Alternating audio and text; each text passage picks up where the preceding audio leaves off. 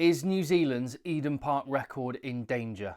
Filippo Contepomi has named the side that are hoping to go back-to-back, something they've never done before against New Zealand, and Razor has swung the axe, but not in the places and not with the people I was expecting. Lots to talk about on this one. This is my thoughts on the lineups ahead of this match at Eden Park in Auckland. Your thoughts in the comments down below. Hit subscribe on the channel. I'm Tim, this is Egg Chasers. Give the video a thumbs up as well, that helps me spread the word because it is just me. There is the All Black side then. 4 changes to the starting 15. And yeah, as I said, the axe has swung. 1 change only in the pack. And I don't know about you, but reflecting on the game, that's where the issues for New Zealand were. They got bullied at the breakdown. They got beaten physically and emotionally. And a lot of that was in the pack. Well, I guess Scott Robertson has given his forwards a chance to just go and, okay, bit of redemption, lads. Go and sort it out. 1 change in the pack, and that's enforced due to injury, with Ethan de Groot out with a neck injury. I mean, you would have thought Ofa Taungafasi would have been elevated to the starting lineup, but Tamaiti Williams out of the 22, straight into the starting lineup. Well, I guess if you don't need to scrummage, Tamaiti Williams is your boy. And I don't mean he can't scrummage. I just mean he's got a big work rate. And, well, what I think's going on here, he's just a big body. He's about the biggest and heaviest member of the New Zealand pack. And, yeah, given they got kind of beaten up a little bit physically, he presents a bit more of a threat just in the loose. He might actually make some dents as a ball carrier that the back row didn't manage to make. Other than that, it's exactly as you are in the pack. But on the bench, Sam Cane is in for Wallace Satiti. That makes sense to me. Makes a lot of sense. Given, as I mentioned, the breakdown, they got beaten up. Wallace Satiti, his upside is amazing as an attacking force. But New Zealand did not do the hard yards to earn the right to go and have Satiti popping up, doing outrageous things in wide channels. And Sam Cane, a lot of experience as well. If it's tight, if it's tense, having a guy like that coming off the bench makes a lot of sense. I'll come to what the team was in this match, New Zealand versus Argentina, Rugby World Cup semi-final, in a little bit, because it's quite interesting just to compare the two. And yeah, there's some thoughts I have on that. I'll stick a pin in that for now. In the backs, it's all changed 11, 13, 14. You've got both wingers out. Caleb Clark and Will Jordan are in. And Rico Ioane comes back with Anton Linnett-Brown swapping places with him on the bench. When I look at the backs, I kind of shrug a little bit because they're all great players. It's like Mark Talea is class. Sevu Reece is class. Caleb Clark is class. Will Jordan's ace. No worries. It doesn't really matter who you pick, as far as I'm concerned. I think Caleb Clark's selection, again, that's someone who presents a different and maybe more physical challenge, and it's someone that's going to make dents in that Argentinian defensive line a little bit more than they managed last week. And you can imagine Caleb Clark coming off his wing. I mean, Mark Talea hardly ever gets stopped by the first tackler anyway. He makes dents and gets through. But Caleb Clark and Tamaiti Williams, just 2 bodies that you're thinking, yeah, just get some oomph on the field. But yeah, no worries in the back line really. But it's when you look at, I mean, let me come to that World Cup. That World Cup semi-final, it was 44 points to 6. New Zealand just wiped the floor with Argentina. And the Argentina pack is pretty much the same. You've got Oviedo, I'll come to them in a minute. Oviedo for Issa, new locks, but mostly the same. But New Zealand, Whitelock, Barrett, Frizzell, and on the bench, Brodie Retallick. And they just do not have that there. I mean, I know there's injuries. Tuipulotu and Barrett is massive. And Frizzell, obviously playing away in Japan, not eligible at the moment. There just isn't a replacement for those guys. Sam Darry looked promising. Josh Lord's on the bench. But this forward pipeline, I don't know whether this is because these guys haven't had enough rugby because there's been such good players like Whitelock, Retallick for the last few years. Or are they not at the standard they should be? I guess that remains to be seen. Anyway, that's New Zealand. Let's have a look at the Argentinian side then. And Felipe Contepomi has kept things as similar as he can do. The first thing, and maybe the most important thing, No Augustine Crevy. You need a 39-year-old with tears in his eyes to beat New Zealand. That's what we learned last week. I guess, actually, at the age of 39, just, mate, put your feet up, smoke a cigar, go and have yourself a nice big steak in Buenos Aires, chill out, you'll have your day again.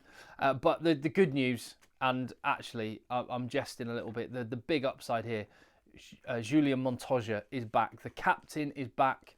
And I think this is massive because, think about it, 2 years ago, Argentina beat New Zealand in a close win. And then the next week got absolutely panned.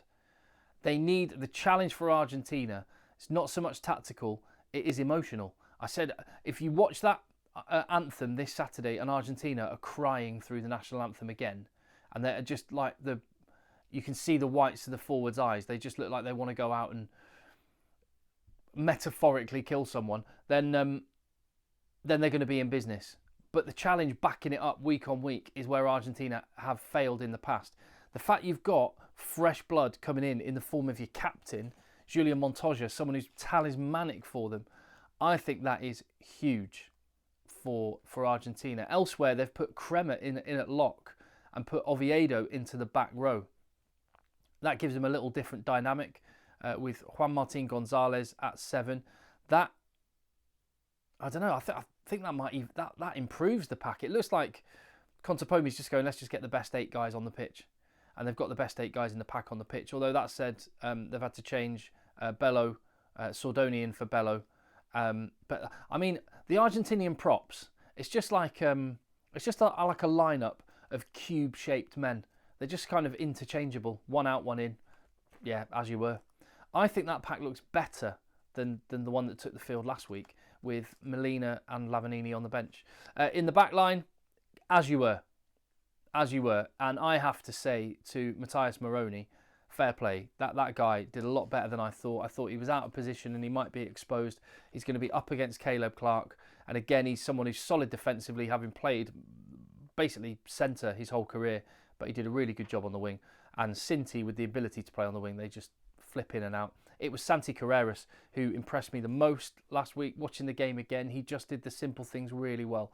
He has got X factor in his locker, very much like Damien McKenzie actually. They're 2 very similar players, played a lot of rugby at 15, play at 10, can do amazing things, but actually you just want them to do the simple things really well. Santi Carreras, his forwards, gave him a platform to do that last week, and he did it brilliantly. Damien McKenzie did not have that platform and didn't take control of the game. Maybe you could argue wasn't allowed to. In terms of a combined team then, so if you had every player from Argentina and from New Zealand and you put them in one team together, what would it look like? That's what it looks like for me. Your thoughts in the comments down below. Basically, in summary, it's a more of a New Zealand backline and more of an Argentinian pack. It was a tough call at loose head prop. Tamaiti Williams, I could see him having a big game actually, but I've just gone with Gajo there. But yeah, that back 5 of the scrum for New Zealand, all very good players. Dalton Papali'i, very good. Ethan Blackadder, a good player. Ardi Savia, obviously an incredible player. But they're all 7s ultimately, aren't they? They'll make lots of tackles. Well, actually the 2 flankers, Papali'i and Blackadder. They'll make lots of tackles. They'll be very industrious. Are they going to smash people? Are they going to atomise the defensive line? Are they going to go toe-to-toe with Matera? That's what they absolutely have to do. But as it is, 5 Argentinians in my starting pack. And, well, there was a few more toss-ups in the back line. I don't want to get carried away. Right, New Zealand were poor. They conceded 38 points last week. They didn't take care of business. I don't see them doing that 2 weeks in a row. I can fully imagine Perinara and McKenzie having a great day on Saturday, and it was a toss-up. Bertrand had a great game, but hasn't always convinced me. Perinara's got a lot of credit in the bank. D-Mac, I still have faith that he can come good. He needs to do it, and he needs to deliver. If the forwards can give him some sort of platform, he's got to go for it. I have shifted Chocobaras to centre. I do think a conventional centre in the midfield for New Zealand could open things up. Maybe that boy's going to be Billy Proctor. Rico Ioane, he's class. He could make me look ridiculous as well. but I've just shunted Chocobaras across. Mateo Carreras or Caleb Clark, take your pick, don't really mind. Will Jordan, X Factor, and him and Bowden Barrett in the backfield. And the other thing that should give me a sense of positivity if I were a New Zealander is that bench. They've got far more quality that can come off the bench, and I see New Zealand winning this one by a couple of scores. New Zealand by 11, I'm going to say. I think the emotional challenge for Argentina is going to be tough to deliver, and I don't think New Zealand can or will be that poor 2 weeks in a row. They need to take care of business up front, and that is the challenge. That's where this game is going to hinge on, and if they can do that, then they have got absolute game breakers that can bust this thing open. Cannot wait for the match. Your thoughts in the comments down below. Hit subscribe on the channel, and I will be watching the games and reacting immediately afterwards. So I'll see you then.